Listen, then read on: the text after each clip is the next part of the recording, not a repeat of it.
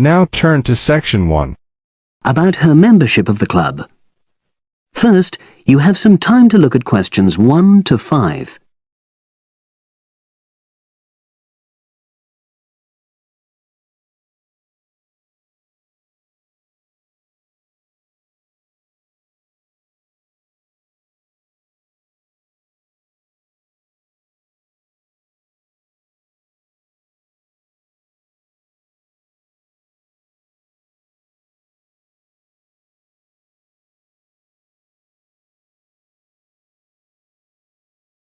Now we shall begin. You should answer the questions as you listen, because you will not hear the recording a second time. Listen carefully and answer questions 1 to 5. Oh, excuse me. I wonder if you'd have the time to take part in some market research.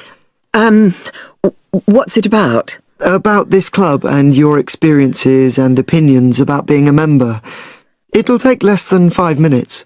Oh, OK then, as long as it's quick.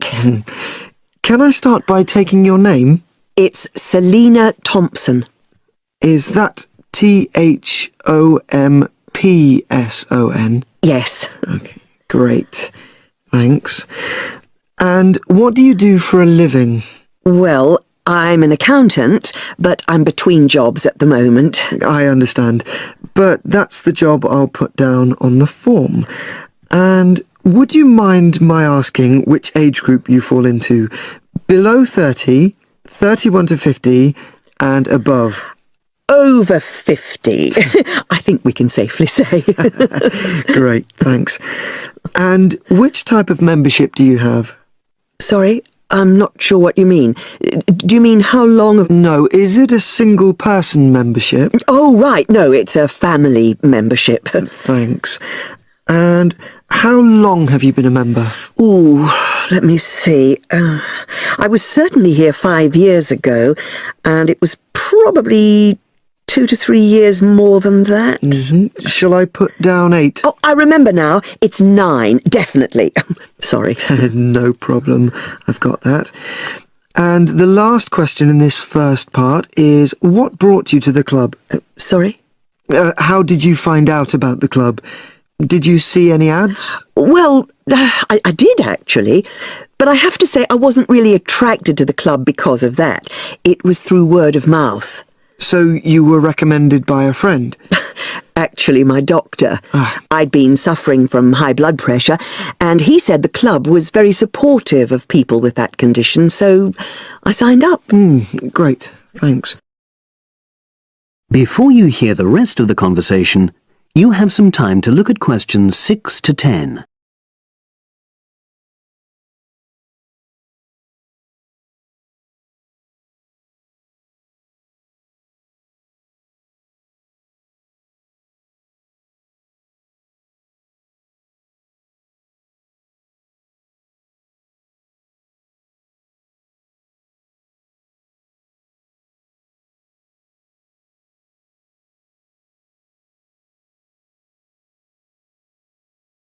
Now listen and answer questions 6 to 10.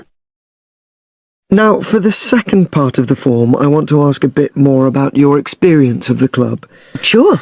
How often would you say you use the club? It varies enormously, depending on how busy I am. Of course. But on average, per month? I'd say it averages out at twice a week. OK, so 8 on average. Yeah, and 4 of those are aqua aerobics classes. That leads me to the next question. Would you say the swimming pool is the facility you make most use of? Fair to say that, yep.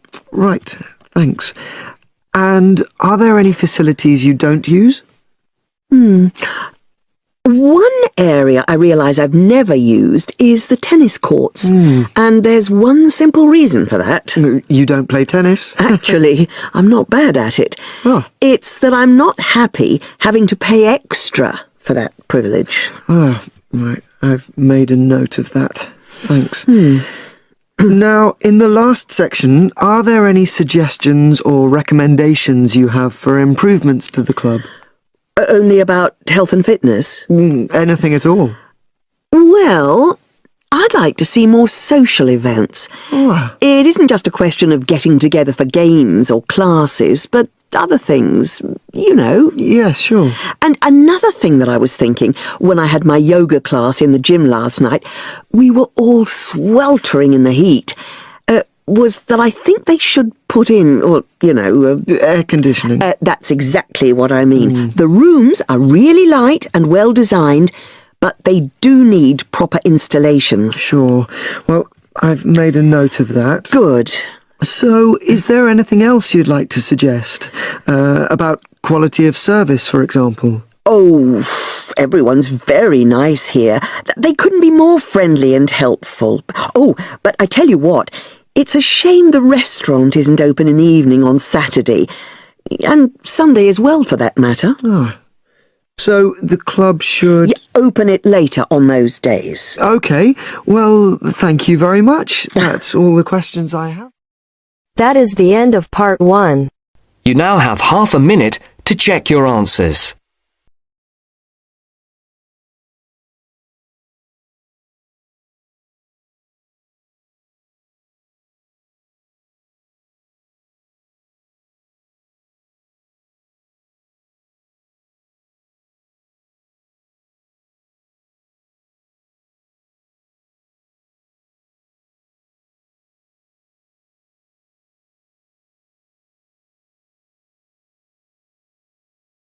Now turns to part 2. Part 2. You are going to hear a conversation between a student and a driving instructor. First, look at questions 11 to 14.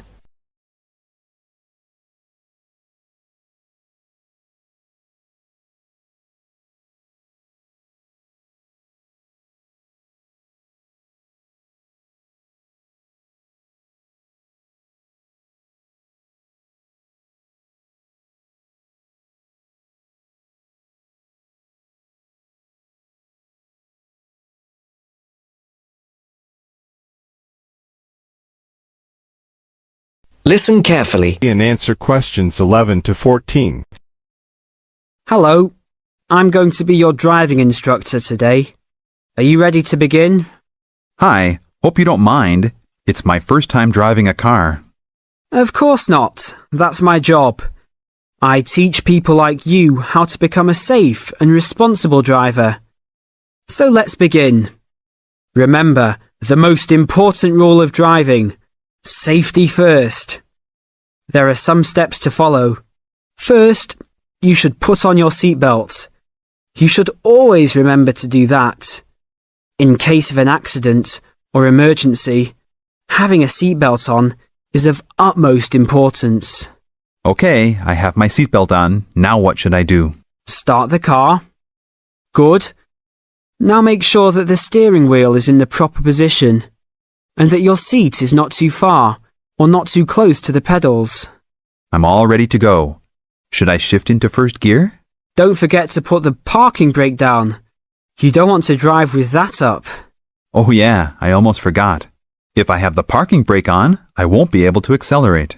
Yes, that's right. Now put the car in reverse and slowly back out of the parking space. Good. Put the car in first gear. When should I shift? Is it better to shift slowly or quickly? You can shift whenever you feel is appropriate.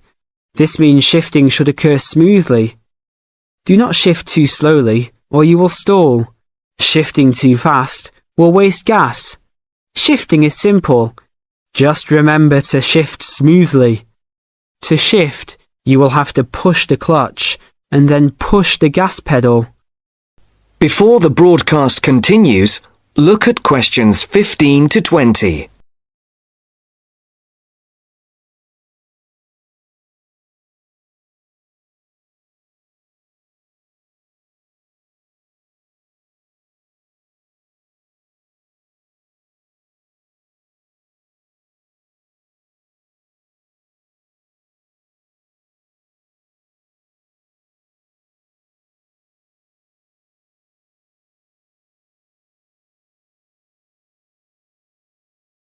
You will now listen to the second part of the talk. And answer questions 15 to 20.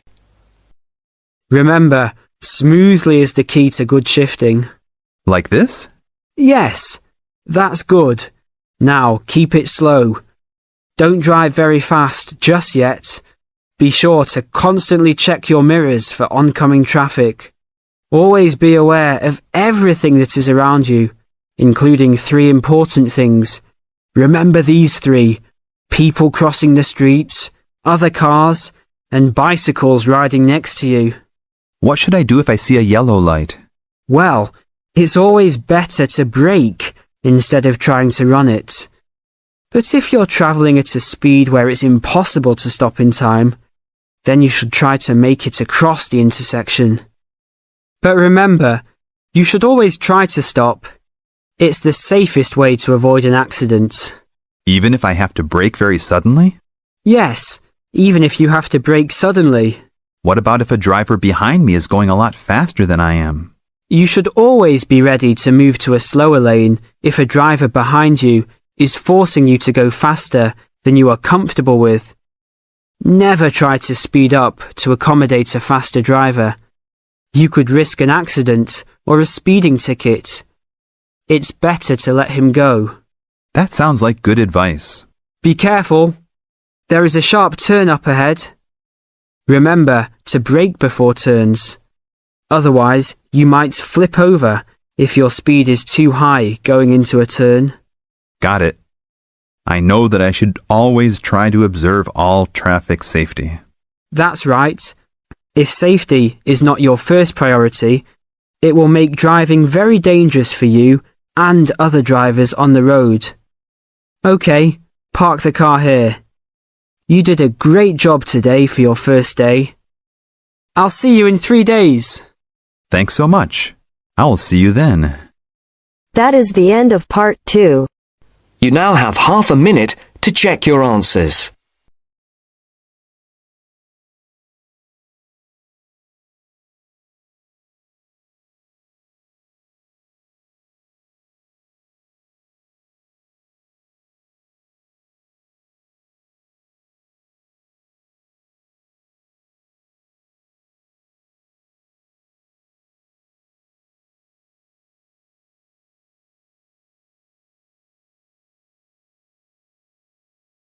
Now turns to part 3.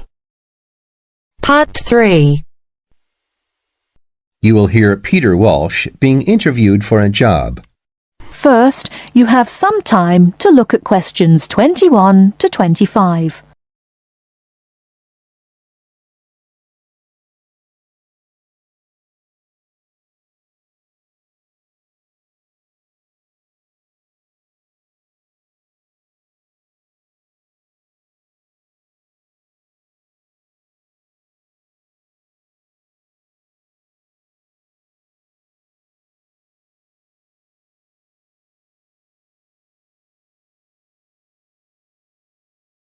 Now listen carefully and answer questions 21 to 25. Joanne! Hi, you must be Rob. Nice to meet you.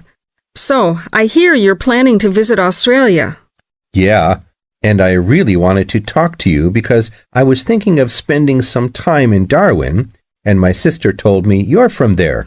That's right. So, tell me about it. Well, where shall I start? Well, Darwin's in what they call the top end, because it's right up at the northern end of Australia, and it's quite different from the rest of Australia in terms of cultural influences. In fact, it's nearer to Jakarta in Indonesia than it is to Sydney, so you get a very strong Asian influence there. That means we get lots of tourists. People from other parts of Australia are attracted by this sort of international cosmopolitan image.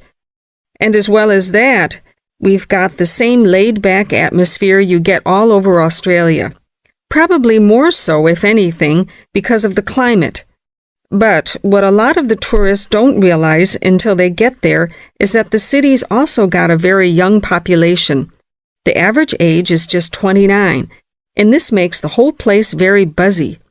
Some people think that there might not be that much going on as far as art, music, dancing, and so on are concerned because it's so remote. I mean, we don't really get things like theater and opera in the same way as cities down in the south, like Sydney, for example, because of the transport expenses. But in fact, what happens is that we just do it ourselves. Lots of people play music, classical as well as pop, and there are things like artist groups and writers groups and dance classes. Everyone does something.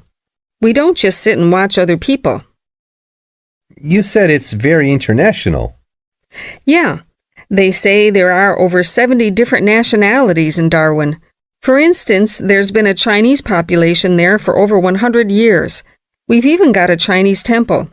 It was built way back in 1887, but when a very bad storm, a cyclone in fact, hit Darwin in the 1970s, it was almost completely destroyed.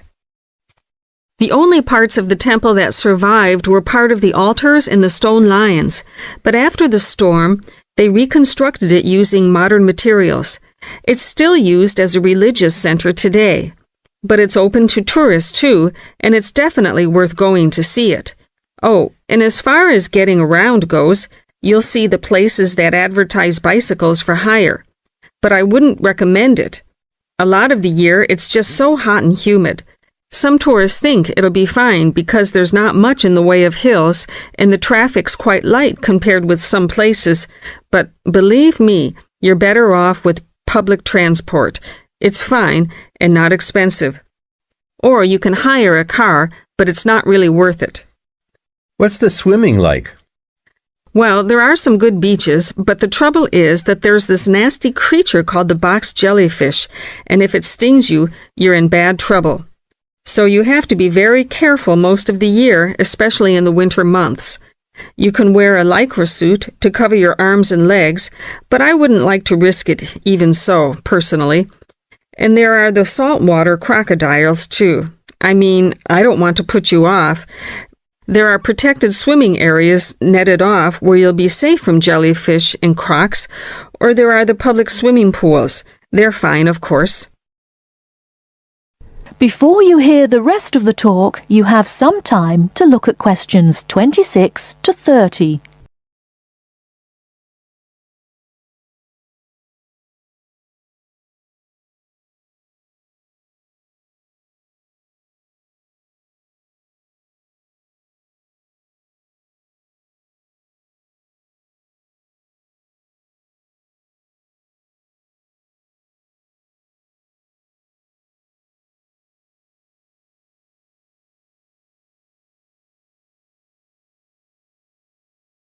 Now listen and answer questions 26 to 30.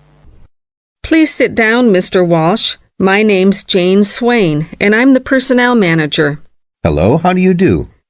Now, this is just a short preliminary interview. I'd like to chat about your present job and what you've done up till now. Yes, of course. Well, could you tell me how long you've had your present position in Weston's? It is Weston's, isn't it? Yes, that's right. I am not sure. Let's see. I left university in 2005. Is that right? Yes, 2005. Then I was unemployed for about 3 months. And then I traveled round America for a few months.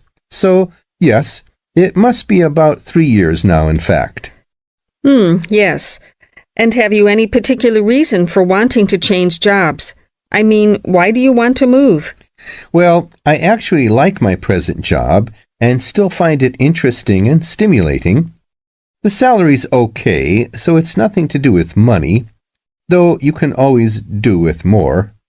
I suppose the thing is that I'm really very ambitious and keen to get promoted, so that's the real reason. You say you like your job. Can you tell me what aspect you like most?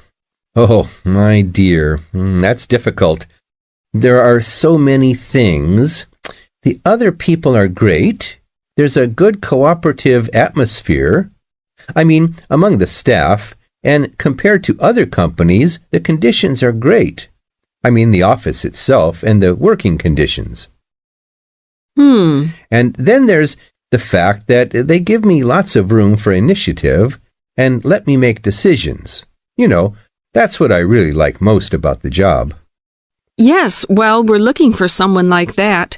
You know, someone who isn't a clock watcher and who isn't too concerned about working fairly long hours. Oh, I don't mind that. I'm used to it. And what about your education? You went to Manchester University, didn't you? Yes. After leaving school, I started a diploma course in design, but I decided to give it up and did an arts degree at university instead. Good. And have you done any courses since? That is the end of part 3. You now have half a minute to check your answers.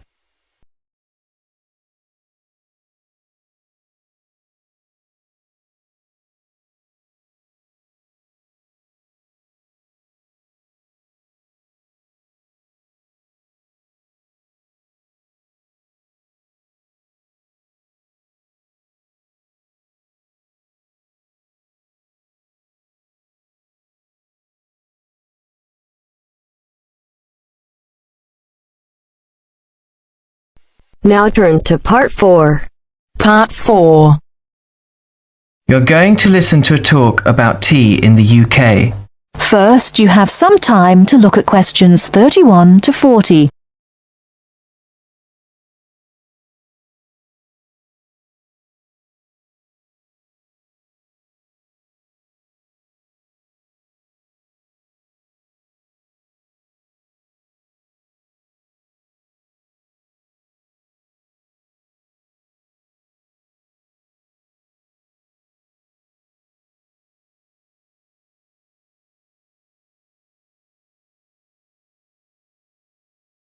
Now listen carefully and answer questions 31 to 40. During the 1930s, there was a popular song which had the title, "Everything Stops for Tea," and to millions of British people, a restful cuppa is still an ideal way to relax for a few minutes from the rigours of the day.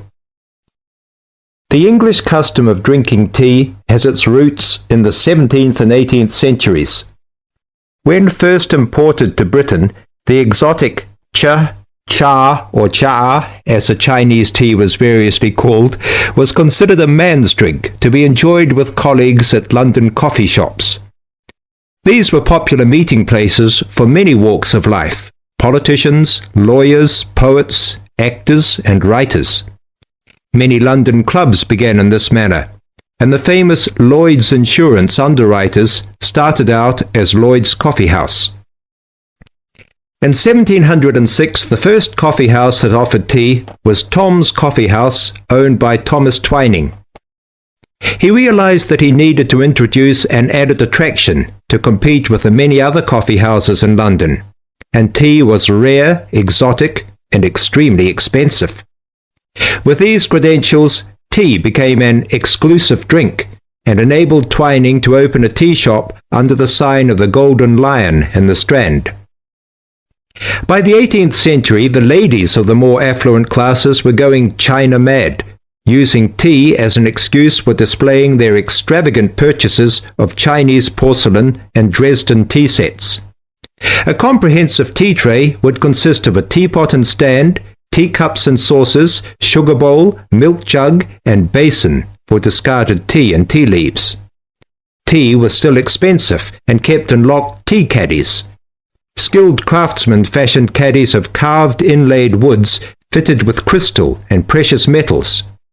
To ensure the servants weren't tempted by this priceless commodity, the caddy was kept locked, and only the mistress of the house held the key and prepared tea when guests came to visit. No well-brought-up young Englishwoman could consider herself socially acceptable unless she knew how to brew a proper cup of tea. As the 18th century progressed, changes in commerce and working hours resulted in the main meal of the day being taken much later in the evening. The prospect of lasting from breakfast until evening did not appeal to the Duchess of Bedford, who is usually credited with being the first to alleviate late afternoon hunger pangs by introducing a small 4 o'clock meal served with tea. With time, the light, wafer-thin toast or delicate white bread gave way to exotic fillings like tomato and egg, cucumber, chicken, or potted shrimps, followed by buttered scones, crumpets, or elegant pastries. The popularity of tea continued to spread, but it was not until 1839 that the first shipment of Assam Indian tea was landed in Britain. A healthy trade with India was soon established, and tea clippers, like the Cutty Sark, now a museum in a dry dock at Greenwich, were reaching the peak of their sailing days. In 1879, the first limited shipments of Ceylon tea began to arrive, and by 1880 this had been firmly established alongside Indian and China teas, giving the broad range of teas that are available today. There have been few changes in 3 centuries of tea trading. London is still the centre, and indeed Twinings still has a shop on the site of the original Tom's Coffee House at 216 The Strand. The name Twining has been linked with tea for over 280 years. Indeed, it was Richard Twining, in his capacity as chairman of the dealers of tea, who in 1784 persuaded Prime Minister William Pitt to reduce the high tax on tea, making the beverage more accessible to the general public. That is the end of part 4. You now have half a minute to check your answers.